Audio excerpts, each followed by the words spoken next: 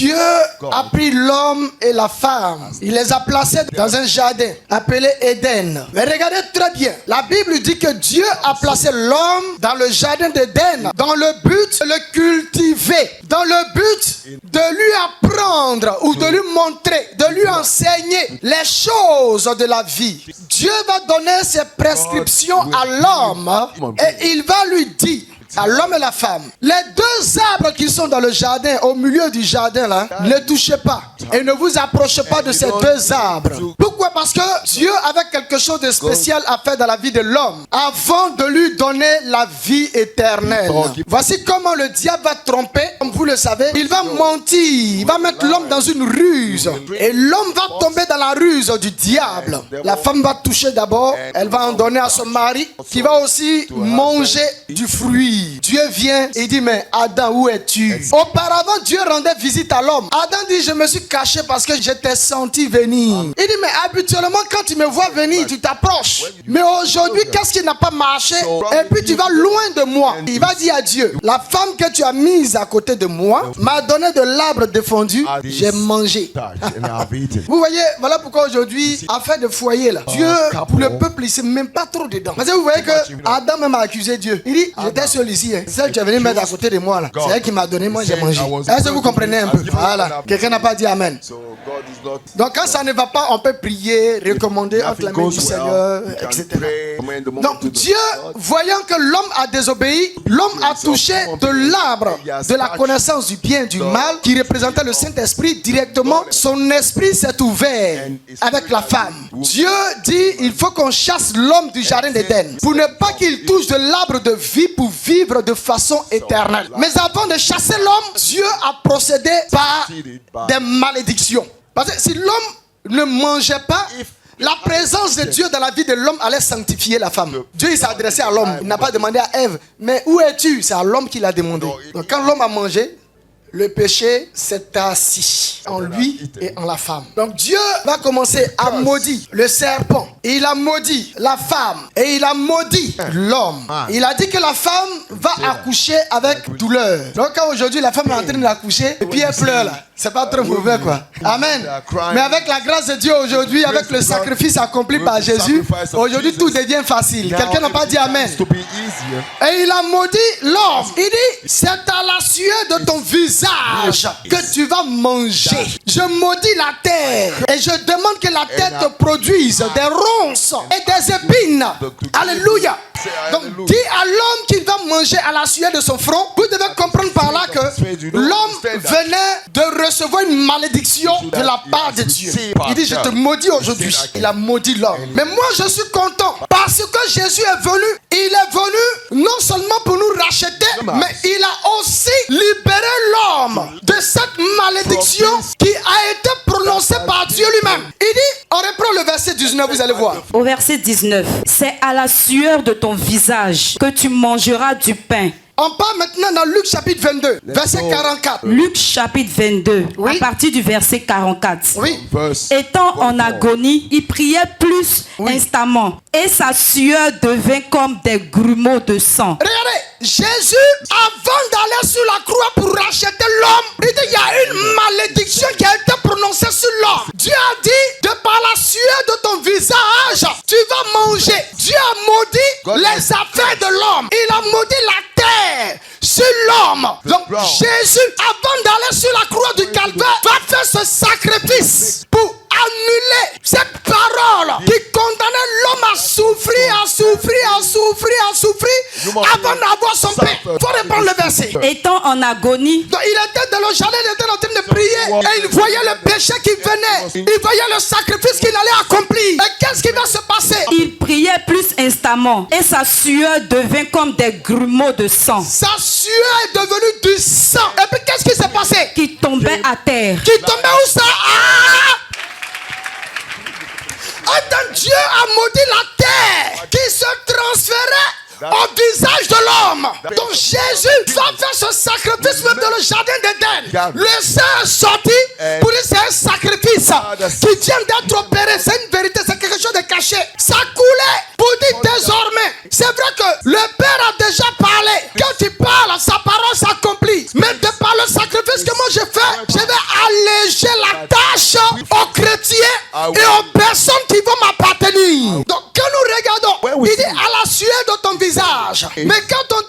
là, c'est où on est su. D'abord, le front. Parce que la transpiration sort plus de là et puis ça descend. Quand on prend le front, dans le front, nous avons le crâne. Dans le crâne, nous avons quoi? Nous avons le cerveau de l'homme. Dieu était en train de dire à l'homme que maintenant tu vas réfléchir difficilement pour avoir ton paix. Sinon, si l'homme restait dans la volonté de Dieu, c'est-à-dire quand tu penses à quelque chose, ça t'arrive en même temps. Mais maintenant que nous avons péché, donc il faut maintenant réfléchir. Tout se passe maintenant là, dans le cerveau. Dans le cerveau de l'homme, il y a deux choses. Il y a la réussite et puis il y a l'échec. Ça dépend de ce que toi tu choisis. Si tu choisis l'échec, c'est l'échec qui ira vers toi. Si tu choisis la réussite, c'est la réussite qui ira vers toi. Parce que le cerveau est comme un ordinateur. Ce que tu donnes à ton cerveau, c'est ce qui est enregistré en toi. Est-ce que vous comprenez? Si tu lui donnes de bonnes informations, ce sont ces informations qui seront enregistrées. Tu donnes à ton cerveau la mauvaise information, c'est cette mauvaise information que ton cerveau va enregistrer. Et ce qui sera enregistré dans ton cerveau, c'est ce qui va t'arriver. Comme un ordinateur peut être infecté par des virus, ainsi le cerveau de l'homme peut aussi être infecté par des virus. Depuis tu es né, tes parents t'ont dit que tu n'y arriveras pas, tu es faible, il y a des choses que tu ne peux pas faire et tu as enregistré ces mauvaises informations sur toi. On t'a dit parce que tu n'as pas fréquenté, tu ne pourras pas réussir. On t'a dit dans ta famille que la famille ne se marie pas. Toi tu as pris la chose et tu as enregistré en toi. Et ces paroles-là sont devenues comme un virus en toi. Quand un ordinateur a beaucoup de virus, qu'est-ce qui se passe? L'ordinateur maintenant rame. Quand tu veux rentrer, ça ne peut pas rentrer. Tu essaies d'ouvrir l'ordinateur, ça traîne. Pourquoi? Parce qu'il y a des virus dans l'ordinateur. C'est comme ça le cerveau de beaucoup de personnes sont infectés par des virus. Ça fait que nous sommes des chrétiens, mais on n'avance pas. Nous sommes des chrétiens, on n'évolue pas. Nous sommes des chrétiens, mais dans la société, c'est nous qui sommes toujours derrière. Pourquoi? Parce qu'il y a des choses déjà qui te limitent dans ton cerveau. Tu t'es dit, il n'y a pas de chef dans ma famille. L'homme n'a pas de limite. Les limites de l'homme sont celles que lui-même se fixe. C'est tout. Tu t'es dit, Salomon, je ne peux pas faire, tu ne pourras jamais faire la chose. Pourquoi aujourd'hui tes foyers se détruisent? Parce que la femme estime qu'elle est comme ça. L'homme aussi, il estime que moi je suis comme ça. Tu t'es déjà infecté par des paroles. Et comment veux-tu que le Saint-Esprit vienne te changer, vienne te transformer? La chose est simple. Souvent tu peux être fâché. Et puis du coup tu n'es plus fâché, non? C'est ça. Ça dépend de toi. Par Dieu, la chose dépend de toi. Ça ne dépend pas de quelqu'un d'autre. Ça ne dépend pas de Dieu. Ça dépend de toi. Dieu t'a déjà tout donné. Mais qu'est-ce que tu fais avec ce que le Seigneur t'a donné? Ça dit, quand toi tu regardes la télé là, quand tu vois ceux qui ont réussi, tu dis, ouais, bien, ils ont réussi. De penser qu'un jour moi aussi je serai comme ça. Ça te passe même pas en tête. Pourquoi? Parce que ton cerveau est bloqué. Tu dois débloquer ton cerveau. Tu dois réinitialiser ton cerveau. Il y a des virus qu'on a reçus à l'école. Tes amis te prennent pour dire, vas-y, allons fumer la drogue. Tu rentres dans des pratiques bizarres. Maintenant que tu as grandi, au lieu de changer, tu ne changes pas. Tu continues dans ces choses-là. Tu deviens bizarre. Après, les mêmes amis qui t'ont conseillé ça là, eux après ils laissent, ils commencent à réussir. Mais toi maintenant, tu es dedans, boum, boum, boum, boum, tu suis, on dirait un robot. Il faut changer ta mentalité. Tu peux être jeune et puis réussir. C'est tout. Si tu crois que tu peux réussir, tu réussiras. Donc, tout dépend de ce que tu penses. Dieu n'est pas contre toi. Dieu ne veut pas te voir dans des situations bizarres. Mais tout dépend de toi-même. J'étais petit. Je ne savais pas ce que je disais. Mais ce que je disais m'a rattrapé. Qu'est-ce que tu dis de ta vie en chrétien? Alléluia. Celui qui a créé la voiture Ford que vous voyez là, il se nomme Henry Ford.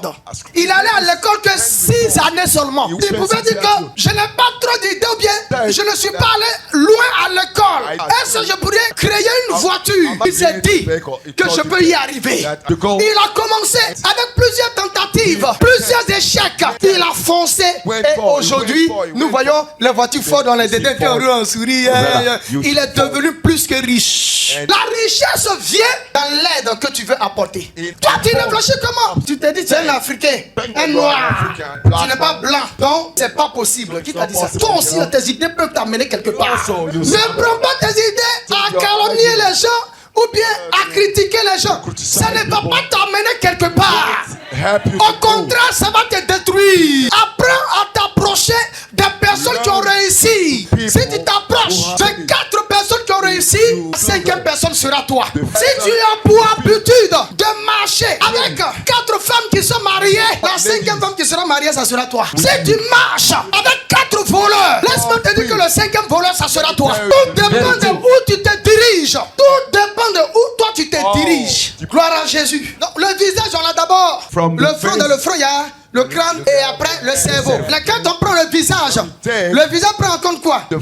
Les yeux, la bouche. Dieu te donne les yeux pour que tu regardes. Il y en a qui vont à Abidjan, ils voient des choses là-bas, des puissants lavages auto. Quand ils viennent ici, ils cherchent quoi pour laver la voiture. Tu n'es pas intelligent. Il faut créer la même chose ici. La même chose que tu allais voir à Abidjan. Tu peux créer ça ici pour te faire de l'argent. Dieu t'a donné les yeux pour voir. Souvent vous regardez puis vous ne réfléchissez pas. Excusez-moi, mais c'est la vérité. Parce que nous là, on réfléchit plus. Ça dit la réflexion du chrétien, c'est comme ça. Et le gars là, il a réfléchi comme ça. J'ai dit quelqu'un n'a pas dit amen. Amen. Après ça, il y a le nez. Le nez, c'est la santé. La santé, quand tu as la bonne santé, tu peux travailler comme tu veux. Parce que quand tu as une mauvaise santé, tu vas vouloir faire, mais tu ne pourras pas. Tu seras là en train de t'occuper de ta santé. Maintenant, la bouche pour planter ce que tu veux. En cela, la Bible dit quoi? Car par tes paroles, tu seras justifié. Par tes paroles, tu seras condamné. C'est tout. Tu prends aujourd'hui ta parole pour donner un nom à ton enfant. Le nom reste sur ton enfant jusqu'à sa mort. Comment ne pas prendre ta parole pour créer une entreprise? Tu peux le faire et tu peux y arriver. Et souvent, on se laisse infecté par des personnes qui n'étaient pas là lorsqu'on recevait la vision. Tu penses ça un petit peu? C'est pas trop grand pour toi? Faut dire j'y arriverai. Faut pas t'inquiéter. Faut pas t'inquiéter. Non, c'est un petit truc. Je vais arriver. Mais quand tu cours, à la maison, chérie, il y a quelqu'un là qui m'a dit truc. Il y a un autre qui a fait là, il n'a pas réussi dedans. Donc vraiment, tu dois te dire. Si la personne te dit, ah, l'autre n'a pas réussi dedans, tu lui demandes, mais qu'est-ce qu'il a fait? Et puis, ça n'a pas réussi. Si tu sais qu'il n'a pas réussi dedans, tu sais que tu peux expliquer pourquoi il n'a pas réussi dedans. Donc il faut m'expliquer. Moi, je prends ça comme exemple. Voilà, j'harmonise mes affaires, j'avance dedans. En réalité, il n'y a pas d'échec. L'échec, comme un bon malin, vient te faire croire que ce que tu es en train de faire n'est pas bon. Mais pour les hommes intelligents, l'échec devient pour eux une source d'inspiration, si vous voulez. Si je suis allé à gauche, que je suis tombé. Maintenant, quand je vais à gauche, il faudrait que je fasse attention. Le chrétien doit être intelligent. Il doit réfléchir rapidement. Quand on est jeune, qu'on a l'énergie, on prend notre jeunesse pour nous amuser. Au lieu de prendre cette jeunesse pour travailler dur, on prend la jeunesse. To work hard, on est dans le maquis, on take our youth, for amusement. Travaillement. Amen. Vous voyez? Et après, quand on va atteindre l'âge de 40 ans là-bas, c'est là qu'on va commencer à dire, mais mon ami là, va chez lui, il a telle entreprise. On dit quoi, tu as fait comment? Tu es un peu en avance. Lui, il va te donner son secret quoi. Nous sommes des chrétiens, on a déjà tout pour réussir. Jésus est avec nous. Tu as la protection du Seigneur. Tu attends quoi encore? Oser. Rentre dans les affaires. Avant de faire, tu viens, tu consultes le Seigneur. C'est bon, c'est pas bon. Tu te mets dedans. C'est comme ça qu'on fait. Les jeunes là, au lieu d'être des brouteurs là, vous pouvez travailler, vous réfléchir. Jouer avec le cerveau, hein. Vous voyez que Dieu lui donne les choses comme ça, quoi. Il y a tout là. L'intelligence, là, ça vient de Dieu. La sagesse vient de Dieu. Il faut demander au Seigneur. Comes from love. Souvent, tu peux avoir peu d'argent et puis commencer à réaliser avec ça. Par exemple, une somme de 50 000 francs. Tu fais quoi avec les 50 000 francs? Tu as une femme. Tu trouves que bon, 50 000 francs, il fait quoi avec même? Souvent, on attend d'aller dans une entreprise pour travailler. Le cerveau que Dieu t'a donné est en train de dormir. Ton cerveau là, quoi. Cerveau là en train de ronfler même. Que le Seigneur nous bénisse. Service delivery, something like that.